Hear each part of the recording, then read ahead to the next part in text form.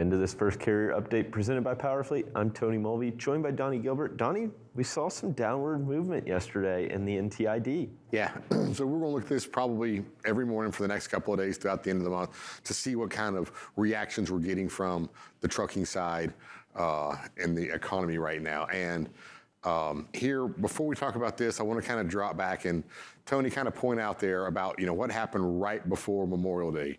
We see where, rates jumped up. Now, you do see a decline towards the end of June, but that's because the 2 days following to Memorial Day were a Saturday and a Sunday.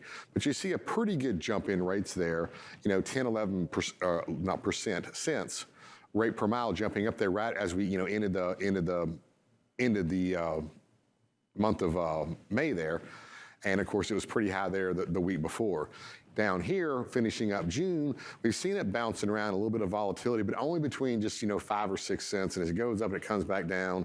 And it shows that, I think carriers here are really trying to struggling to get their rates pushed back up, which goes and kind of puts forward that it's really showing how shippers are taking over this market right now. Yeah, and I think if you look at just the decline in the overall NTI, right? So this green line from 295 about this time in May, yeah, it's only 286, but it's still like there's not been any upward movement that you would expect in June. Yeah, and we're finishing out in not only the end of the month, but also end of the quarter, which you'd really think that we'd really want to see a lot of people pushing volumes out, which would tighten up capacity, but it's not.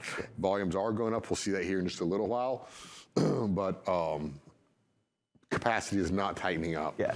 Let's pop over here and look at diesel fuel right quick. I've been watching this here because, my biggest concern is here we've watched in red here, this is the wholesale, ultra low sulfur diesel, the rack price, we call it. Here it's dropped over the past couple of weeks, 40 cents a gallon. But yet here we've only seen over the last week or so a 3-cent decline in the retail price. And that's heartbreaking to me just because it's like, they're buying. I understand here for a while they're worried about the volatility. And if they run it down, it may jump back up. But still, here wholesale has come down almost 40 cents a gallon. It's headed into a holiday weekend. They could probably give some break at the pump, but they're not, which is really going to put a hurting on these smaller companies and owner-operators.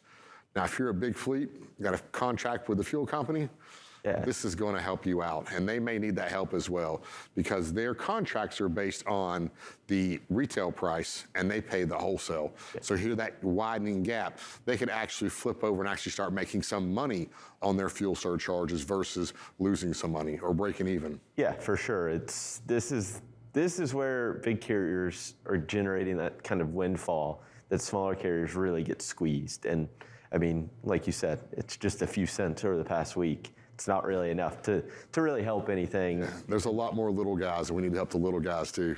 Awesome. Well, thank you so much for this update, Donnie. We'll be sure to check in with you again. Right now, throw it over to Sydney Edwards with our first look at headlines this morning.